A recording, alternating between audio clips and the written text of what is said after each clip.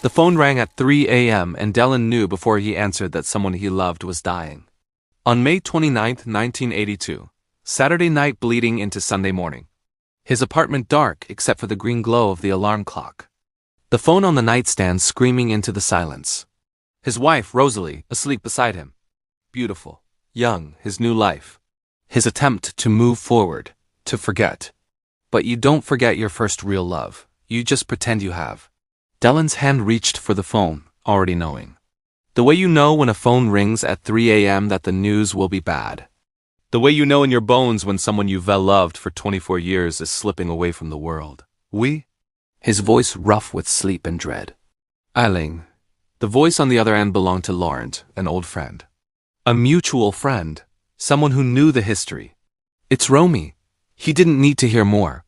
But Laurent said it anyway. She's dying, heart failure. The doctors say hours, maybe. She's at her apartment. She's asking for you. Dellen sat up, careful not to wake Rosalie. The room suddenly cold despite it being late May, his breath visible. Or maybe that was just his imagination. Maybe that was just what happens when someone tells you the woman you've loved since you were 23 years old is dying alone and wants to see you one last time. How bad? His voice barely a whisper. Bad, Ali. Very bad. She's been... You know how she's been since David... The pills, the drinking. Her heart can't take it anymore. If you're going to see her, it has to be now. Alain Delon sat there in the dark, 46 years old. One of the most famous actors in the world.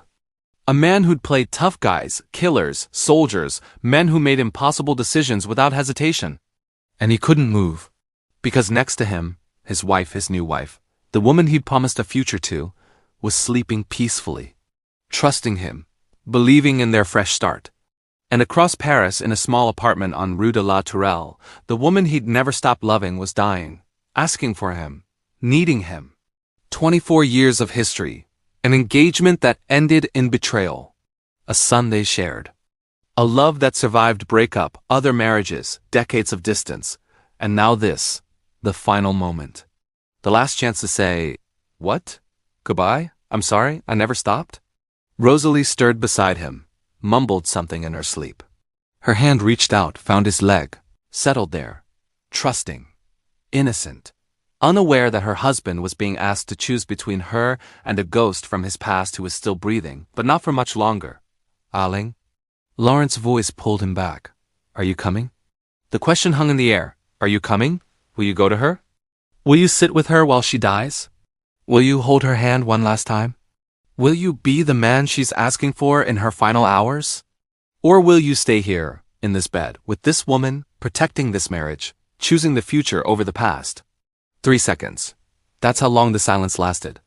3 seconds to make a decision that would define the rest of his life. Tell her, Dellen's voice cracked. Tell her I love her. But I can't come. I can't. The silence on the other end of the phone was louder than any scream. You're sure? Laurent asked. Not judging. Just confirming. No, Dellen said honestly. But tell her anyway. He hung up, sat in the dark, Rosalie sleeping peacefully beside him. Across Paris, Romy Schneider dying without him. That choice made in 3 seconds at 3 a.m. on a Saturday in May would haunt Aling Delon for the next 37 years, until the day he died. To understand why that phone call at 3 a.m. destroyed Aling Delon, you need to understand what Romy Schneider was to him. Not the actress, not the ex-fiancée. The person who saw him before the world did, the woman who loved him when he was nobody. The only one who ever really knew him. 1958. A film set in France. Christine, a period drama nobody remembers now. Aling Delon was 23 years old. Handsome, yes, but unknown. A few small roles. A face that cameras loved but hadn't yet made famous. Hungry, ambitious, rough around the edges from foster homes and military service. Romy Schneider was 20 years old, already a star. Austria and Germany worshipped her as Sissy, their beloved empress from a trilogy of romantic films. Wholesome, pure, the girl every mother wanted as a daughter. She'd come to France to escape that image. To become a serious actress. To be seen as more than a pretty face and a crown. The moment they met on set, something ignited, not the slow burn of gradual attraction. Immediate combustion. The kind of chemistry that makes everyone on a film set uncomfortable because it's so visible, so raw, so undeniable. He saw her and thought, she's perfect. Too perfect for someone like me. She saw him and thought, he's dangerous. Exactly what I need to break free. Within weeks, they were inseparable. Within months, engaged. Europe's press went insane. The Austrian princess and the French street kid. Beauty and beauty, elegance and danger. The photographs from that era are almost painful to look at because they're so young, so beautiful, so convinced they're forever. They moved to Paris together, lived in a small apartment, played house. She taught him about classical music, literature, art. He taught her about survival, street smarts, how to protect yourself in a world that wants to consume you. They were building something, a life, a future, a family. The engagement photos show Romy gazing at Alling like he's the only man who ever existed. And Alling always so controlled, so guarded, looking at her with something close to wonder. Like he couldn't believe someone this good, this pure, this talented actually chose him. But here's what nobody understood about Alain Delon in 1958. He was terrified. Terrified of intimacy. Terrified of being known. Terrified that if Romy really saw him, saw the abandoned child, the angry teenager, the man who trusted nobody, she'd leave like everyone else had left, so he did what damaged men do. He left first. Not officially. Not immediately. But through small betrayals, affairs with co-stars, late nights unexplained. Distance wrapped in excuses about work, about career, about needing space. Romy knew. Of course she knew. Women always know. But she loved him with the kind of desperate intensity that 20-year-olds bring to first love. The kind that believes if you just love someone enough, they'll heal. They'll stop running. They'll choose you. For 5 years she waited, forgave, hoped, while Alain Delon became a star. Plein Soleil, in 1960, Rocco and his brothers. The Leopard, the face that launched 1,000 magazine covers. The beauty that made people forget he could actually act. And Romy? She worked too, became brilliant. Boccaccio 70, The Trial, proved she was more than sissy, but always waiting for Alain to be ready, to commit, to stop being afraid. In 1963, the end came not with explosion but erosion.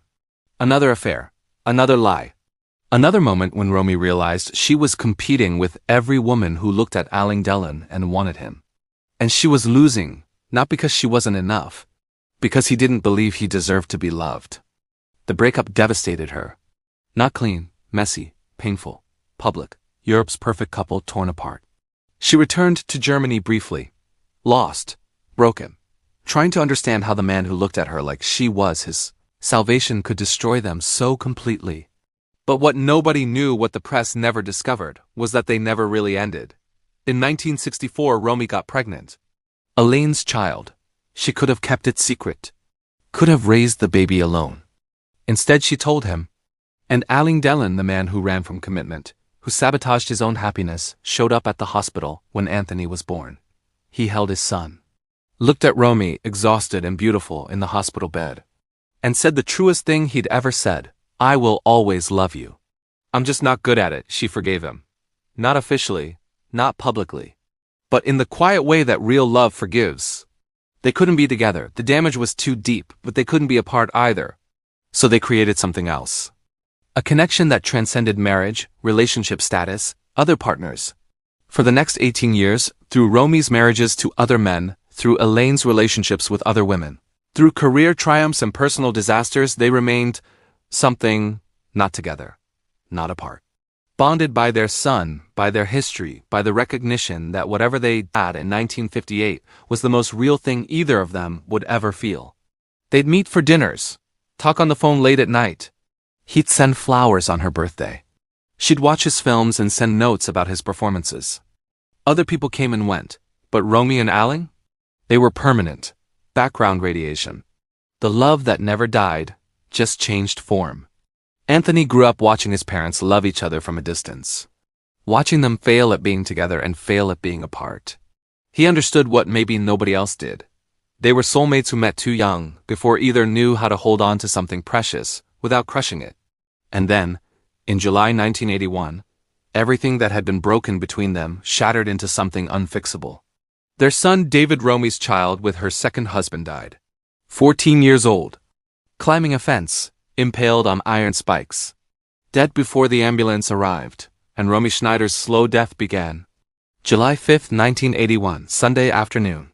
A beautiful day in Paris. The kind of summer day where the light turns everything golden and the city feels like it was designed for happiness. Romy Schneider's son David, 14 years old, was at a friend's house in the suburb of Saint-Germain-en-Laye. The friend's family had gone out. The boys were alone. And David, doing what teenage boys do, decided to climb the iron fence surrounding the property, rather than walk to the gate. He slipped, or the fence gave way. Or gravity made its random, cruel choice. The specific mechanics don't matter. What matters is that David Haubenstock fell onto the decorative iron spikes. One spike ornamental, useless, except as tragedy's weapon pierced through his abdomen. The neighbor who heard the screaming found him hanging there, still conscious. Still alive, impaled, unable to move without tearing himself further. The ambulance took 19 minutes to arrive.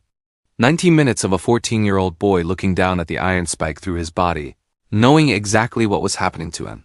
He died before they could get him to the hospital. Romy was at home when the police arrived. She was preparing for a film role, reading scripts, having coffee on her balcony.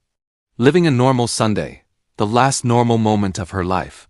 When they told her, she didn't scream immediately. She asked them to repeat it, made them say it twice. As if hearing it a second time might change the words. Might make them say something else. Anything else. Then she screamed. The neighbors later said they'd never heard anything like it. Not a scream of surprise or fear. A scream of something breaking that can't be repaired. A mother's scream.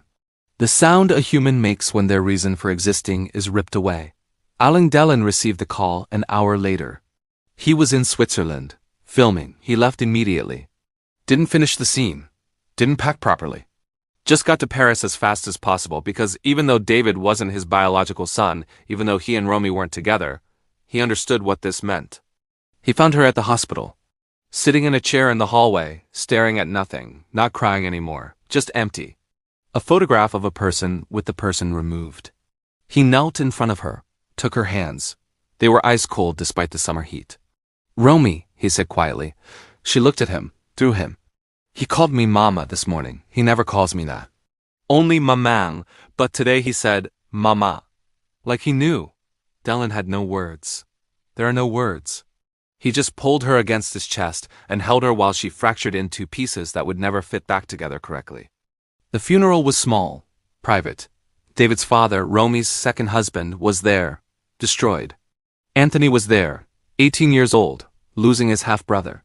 And Delon was there, holding Romy upright because without him she would have collapsed into the ground and never gotten up.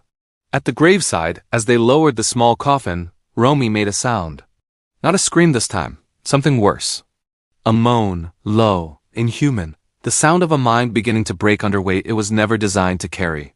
Delon tightened his grip on her. "I'm here," he whispered. "I'm here." But being there wasn't enough.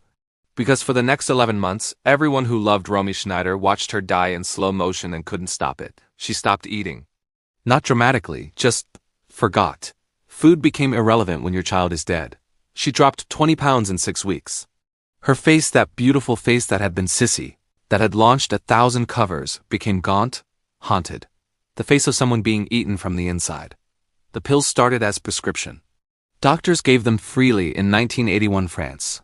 Sleep aids, anti-anxiety medication, antidepressants. She took them all. And when the prescriptions ran out, she found doctors who'd prescribe more. And when that stopped working, she found other ways. The alcohol came next. Wine at lunch. Vodka at dinner. Whiskey at midnight when the screaming in her head wouldn't stop. When she'd close her eyes and see David on that fence. When she'd hear his voice calling Mama that last morning. Her friends tried. Called every day. Visited. Begged her to eat, to sleep, to stop destroying herself. She'd smile that terrible empty smile and promise she was fine. Then they'd leave and she'd pour another drink. Delon tried too. Called from wherever he was filming. Visited when he could. Sent Anthony to check on her, but what could he say? The woman he'd loved for 24 years was committing suicide in installments and everyone knew it and nobody could stop it. Her career continued somehow. She filmed La Passante du Sans Souci in early 1982. The crew later said she was professional, precise, and completely dead behind the eyes. She'd deliver perfect performances, then return to her trailer and take pills until she could stop thinking. Her heart, already weakened by years of smoking and stress, began to fail under the chemical assault. Doctors warned her. She ignored them. What was a heart attack compared to burying your child? For 11 months, Romy Schneider was dying slowly, and everyone who loved her knew it. Dallin knew it. He'd call and hear her voice slurred from pills, distant from grief, and know she was slipping away. He'd beg her to get help. She'd say, "Help with what, Alain?" "They can't bring David back." Anthony knew it. He'd visit his mother and find her passed out on the couch, bottle of wine empty, pill bottles scattered like evidence. He'd clean up, put her to bed, and call his father crying. "We're losing her." Laurent knew it. All their friends knew it. They'd talk in whispers. How long does she have? How long can a body survive what she's doing to it? The answer came on May 28, 1982. Friday, Romy woke up feeling strange. Pressure in her chest. Difficulty breathing. She ignored it. Made coffee. Took her pills. Went about her day. The pain got worse. She sat down. Waited for it to pass. It didn't pass. By evening, she was lying on her couch, alone in her apartment, realizing that something was very wrong, that this wasn't anxiety or pills or grief. This was her body giving up, surrendering, joining David. She managed to call Laurent. Her voice barely a whisper. "Something's wrong. My heart, I need Alain." Laurent called the ambulance. Then he called Dallin, but it was after midnight. May 29th now, Saturday, early hours of the morning. 3:07 midnight, when the phone rang in Dallin's apartment, when Laurent said, "She's dying. She's asking for you." Alain Dallin made the choice that would haunt him forever. Alain Dallin sat in the dark, phone still in his hand, Laurent's question hanging in the air. "Are you coming?" His mind was racing, calculating. The apartment on Rue de la Tourelle was 30 minutes away. Maybe 20 if he drove fast. He could get there before dawn. Before whatever was going to happen happened. But Rosalie was sleeping beside him. His wife of less than a year. 28 years old. She'd chosen him knowing his past, knowing about Romy, trusting that he was building a future with her, not living in history. If he left this bed at 3 a.m. to rush to his ex-fiancée's deathbed, what was he choosing? What was he saying about their marriage? And Romy, she'd been dying for 11 months. Everyone knew it. The pills, the alcohol, the self-destruction. Where was he supposed to have been for those 11 months? At her bedside? Watching her kill herself slowly? He had a life. A career, a family. You can't save people who don't want to be saved. That's what he told himself. That's the logic he used. "Tell her I love her," he'd said. "But I can't come." After he hung up, he sat there. 15 minutes, 20. Rosalie stirred again, mumbled something, her hand finding his. Warm, alive, present, the future. Across Paris, Romy was the past. And the past, no matter how much you loved it, had to stay buried. He lay back down, tried to sleep. Couldn't. Just stared at the ceiling, listening to his wife breathe, wondering if he'd made the right choice. Wondering if there was a right choice. Wondering what Romy was thinking in her apartment, heart failing, waiting for him. Laurent had rushed to her apartment when the call ended. He later described what he found. Romy on the couch, small and fragile, oxygen mask on her face that the paramedics had brought. Conscious but barely. Eyes searching the door every time it opened, hoping to see Alain. "He's coming?" She'd whispered through the mask. Laurent couldn't tell her the truth. Couldn't say no. He chose his new wife over you, so he lied, the kindest lie. "He's on his way. Traffic. He'll be here soon." She nodded, smiled slightly. Closed her eyes to wait. The paramedics wanted to take her to the hospital. She refused. "I want to be home. I want to wait here, for Alain, for the man she'd loved since she was 20 years old. The man she'd never stopped loving through 5 marriages between them, through decades of separation, through every betrayal and reconciliation." Laurent sat with her, held her hand. Watched the clock. 3:30 a.m., 4 a.m., 4:30 a.m. Romy kept asking, "Where is he?" And Laurent kept lying. "Soon, any minute." At 5 a.m., her breathing changed. Became labored. The paramedics checked her vitals, exchanged glances. Laurent understood. This was it. The end. And Aling wasn't coming. Romy, Lawrence said gently, do you want me to call him again? Tell him to hurry? She looked at him. Those eyes that had captivated audiences, that had made Sissy beloved, that had cried through 100 dramatic scenes. Now just tired, accepting. He's not coming, is he? Her voice barely audible. Lawrence couldn't answer. The silence was answer enough. Romy closed her eyes. A single tear rolled down her cheek. It's okay, she whispered. I understand. He has to live. Those were her last coherent words. At 5:17 a.m., May 29, 1982, Romy Schneider's heart stopped. Laurent was holding her hand. The paramedics tried to resuscitate her.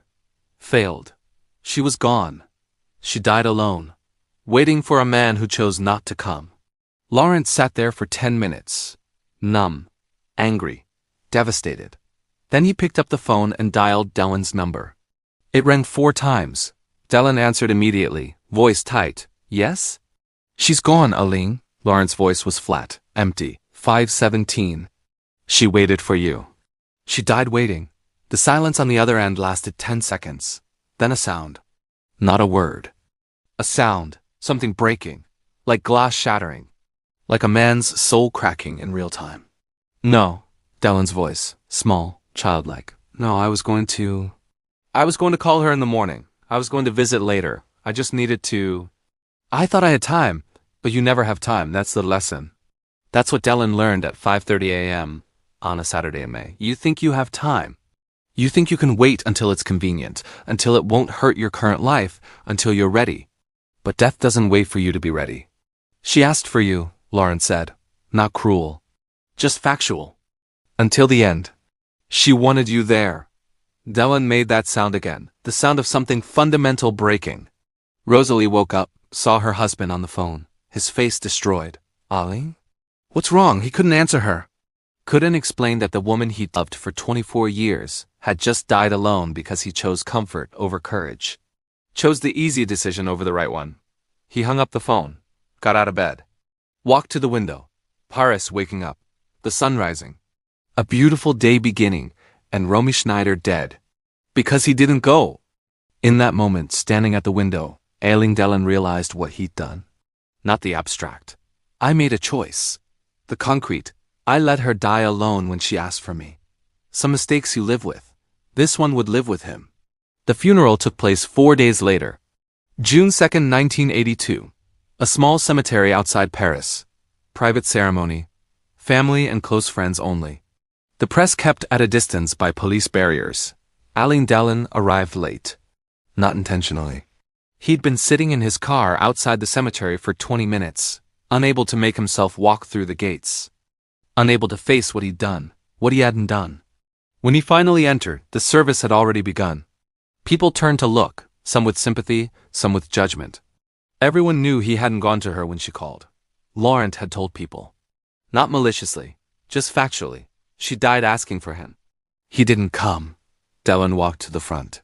Stood before the coffin, white roses covering the wood. Romy inside. 43 years old. Dead from a broken heart that finally stopped beating. He stood there for 30 seconds, silent. Then his legs gave out. Not a graceful collapse. Not a theatrical fall. His knees just buckled and he went down hard, catching himself on the edge of the coffin, his shoulders shaking, no sound at first. Then a noise came out of him that made everyone in that cemetery look away. The sound of a man who made the wrong choice and knew it and couldn't take it back. Laurent and Anthony helped him to his feet, got him to a chair, but Dellen couldn't stay.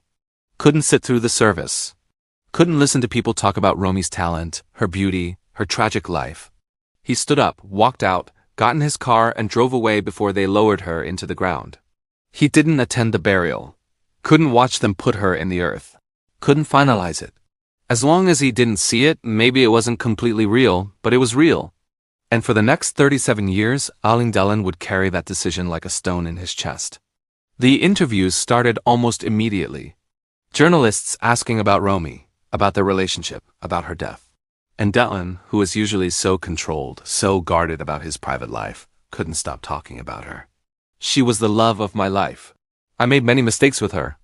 The biggest was thinking I had time to fix them. 1990. I think about her every day, every single day. What I should have said. What I Should Have Done, 1998. People ask me about my greatest regret. It's not a film I didn't make or a role I didn't take. It's a phone call I didn't answer correctly. 2008. An interview for French television. The reporter asked about his greatest love. Dylan, 73 years old, didn't hesitate. Romy Schneider. She was my only real love. Everything else was just trying to forget her. The reporter pressed, "Do you regret how things ended?" Dylan's face changed, aged 20 years in a second. "I regret that she died alone. That when she needed me most, I wasn't there. That's not something you get over. That's something you carry until you die." 2019. Another interview. Dylan's health failing now. Stroke the year before. Confined to his estate. Limited mobility. Facing his own mortality.